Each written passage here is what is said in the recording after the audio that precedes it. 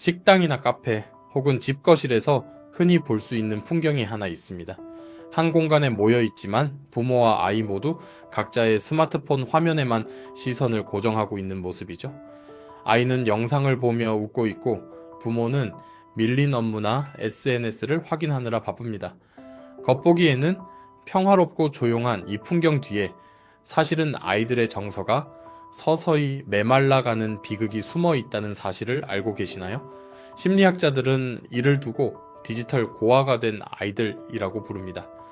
부모가 옆에 버젓이 존재하지만 아이의 뇌는 부모의 눈빛과 따뜻한 천 대신 차가운 액정의 자극만을 수혈받고 있기 때문입니다. 화려한 알고리즘이 주는 자극은 넘쳐나지만 정작 아이의 영혼을 채워줄 피부의 대화는 사라져버린 시대. 오늘 영상을 끝까지 보신다면 왜 지금 우리 아이들에게 스마트폰보다 스킨십이 시급한지, 그리고 피부 굶주림이 아이의 미래를 어떻게 바꾸는지 그 충격적인 진실을 알게 되실 겁니다. 심리학에는 피부 굶주림 혹은 접촉 위안이라는 개념이 있습니다. 1950년대 심리학자 해리 할로의 그 유명한 새끼 원숭이 실험은 인류에게 큰 경종을 울렸습니다. 우유를 주는 철사 엄마와 우유는 없지만 부드러운 천으로 감싸진 헝겊 엄마 중 새끼 원숭이는 압도적으로 헝겊 엄마에게 매달려 시간을 보냈습니다. 생존에 필요한 먹이보다 따뜻한 촉감이 주는 정서적 안정이 성장에 더 필수적임을 증명한 것이죠. 인간의 피부는 제2의 뇌라고 불릴 만큼 수많은 신경세포가 집중되어 있습니다. 부모와 아이가 살을 맞댈 때 아이의 뇌에서는 정서적 유대감을 형성하는 옥시토신뿐만 아니라 두뇌 발달의 핵심적인 성장 호르몬이 폭발적으로 분비됩니다. 하지만 스마트폰에 빠져 이 소중한 접촉의 골든타임을 놓치게 되면 아이는 영양실조에 걸린 것처럼 정서적으로 쇠약해지는 피부 굶주림 상태에 빠지게 됩니다.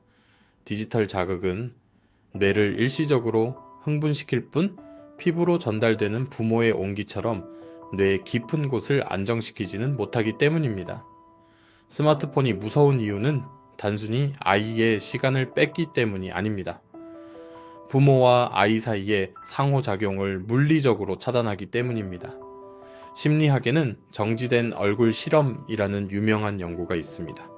부모가 아이의 반응에 아무런 표정 없이 무응답으로 일관할 때 아이가 얼마나 극심한 스트레스를 받는지를 보여주는 실험이죠. 오늘날 스마트폰은 부모의 얼굴을 상시 정지된 얼굴로 만듭니다. 아이가 말을 걸거나 재롱을 피워도 부모의 시선은 액정에 고정되어 있고 반응은 한 박자 늦습니다. 이런 기술적 간섭이 반복되면 아이의 뇌는 아주 위험한 결론을 내립니다. 부모님에게 나보다 더 소중한 것이 저 기계 안에 있구나. 결국 아이는 정서적 안전기지를 잃고 방황하게 되며 부족한 온기를 채우기 위해 더 강한 디지털 자극에 집착하는 악순환에 빠집니다. 부모의 손길이 닿아야 할 자리에 차가운 플라스틱 기계가 놓일 때 아이의 정서적 성장판은 서서히 닫히기 시작합니다. 지금 우리 집 안에서도 소리 없는 결핍이 진행되고 있지는 않은지 점검해 볼 시간입니다. 아래 항목 중 우리 가족의 모습이 있는지 차갑게 되돌아보세요. 첫째, 아이와 함께 있는 시간에도 습관적으로 스마트폰 알림을 확인하거나 피드를 내리고 있는가? 둘째, 아이가 무언가 보여주려 할 때 눈을 맞추기보다 그래 잘했네 라며 건성으로 대답하는가? 셋째, 아이를 달래거나 조용히 시키기 위해 내 품에 안아주기보다 스마트폰을 쥐어주는 것이 더 익숙한가? 넷째, 밥을 먹거나 이동할 때 가족이 서로의 얼굴을 보기보다 각자의 화면을 보는 시간이 더 긴가? 다섯째, 아이가 어느 순간부터 내게 스킨십을 시도하지 않고 혼자 영상만 보려 하는가? 만약 이 질문들 중 3개 이상에 해당한다면 당신의 아이는 지금 디지털 고아가 되어가고 있을지도 모릅니다. 아이는 부모의 스마트폰 속 정보가 아니라 부모의 따뜻한 손길과 눈맞춤을 먹고 자라는 존재라는 사실을 잊어서는 안 됩니다. 스마트폰이 문제라고 해서 무작정 기계를 뺏고 화를 내는 것은 해결책이 아닙니다. 오히려 아이가 그 차가운 기계 속으로 더 깊이 숨어들게 만들 뿐이죠. 우리가 가져야 할 관점은 간단합니다. 스마트폰보다 부모의 품이 훨씬 더 자극적이고 즐겁다는 사실을 아이의 뇌에 다시 각인시키는 것입니다. 스마트폰의 알고리즘은 화려하지만 결코 아이의 천을 높여주거나 슬플 때 등을 토닥여주지 못합니다. 당신은 세상에서 가장 정교하고 따뜻한 유기적 알고리즘입니다. 아이의 눈을 맞추고 손을 잡는 그 짧은 순간 아이의 뇌에서는 유튜브의 수만 가지 영상보다 훨씬 더 강력한 행복의 불꽃이 터져 나옵니다. 이제 스마트폰과 싸우지 마세요. 그 대신 당신만이 줄 수 있는 아날로그의 권위를 되찾아오면 됩니다. 당신의 온기가 아이의 뇌에 가장 안전하고 즐거운 정거장이 되는 순간 스마트폰은 그저 심심할 때 잠깐 들여다보는 도구로 전락하게 될 것입니다. 디지털 장벽을 허물고 아이와 다시 연결되는 3가지 구체적인 방법을 제안합니다. 첫 번째, 집 안에 스킨십 전용 노폰존을 만드세요. 거실 소파나 아이의 침대 위처럼 특정 공간에서는 부모와 아이 모두 스마트폰을 절대 들지 않기로 약속하세요. 그 공간만큼은 오직 서로의 목소리와 피부 접촉만 허용되는 정서적 성역구로 선포하는 겁니다. 기계가 개입할 틈이 사라질 때 비로소 부모의 손길이 아이의 피부에 깊숙이 닿을 수 있습니다. 두 번째, 20초의 밀도 있는 포옹을 실천하세요. 인간의 뇌가 내가 진짜 사랑받고 있구나 라고 충분히 느끼기 위해서는 최소 20초 이상의 포옹이 필요합니다.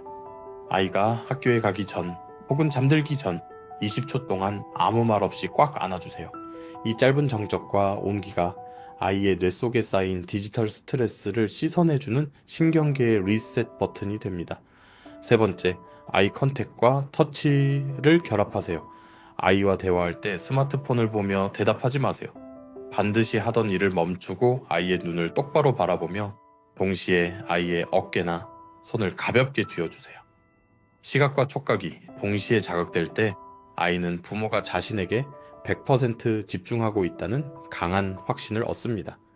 이 확신이 쌓이면 아이는 더 이상 디지털 세상에서 가짜 위안을 찾지 않게 됩니다.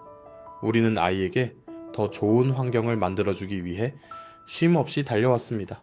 하지만 그 과정에서 아이의 손을 잡는 대신 스마트폰을 쥐어주고 있지는 않았는지 냉정하게 돌아봐야 합니다. 기술은 우리 삶을 편리하게 만들었지만 아이의 뇌를 발달시키고 정서를 안정시키는 온기라는 핵심 원동력까지 대신해 줄 수는 없습니다. 아이가 지금 당장 원하는 것은 더 빠른 와이파이나 화려한 영상이 아닙니다. 자신의 이름을 부르며 눈을 맞춰주는 부모의 시선, 그리고 지친 하루를 포근하게 감싸주는 부모의 품입니다. 오늘부터 집으로 돌아가면 잠시 스마트폰의 전원을 꺼두세요. 그리고 당신의 아이를 힘껏 안아주세요. 그 짧은 20초의 포옹이 아이의 뇌 속에 쌓인 차가운 디지털 잔상을 씻어내고 평생을 버티게 할 따뜻한 정서적 뿌리가 될 것입니다. 오늘 영상이 여러분의 가정에 잃어버린 피부의 대화를 되찾아주는 계기가 되었기를 바랍니다. 이 메시지가 소중한 누군가에게 전달되어야 한다고 생각하신다면 공유와 좋아요로 함께 해주세요.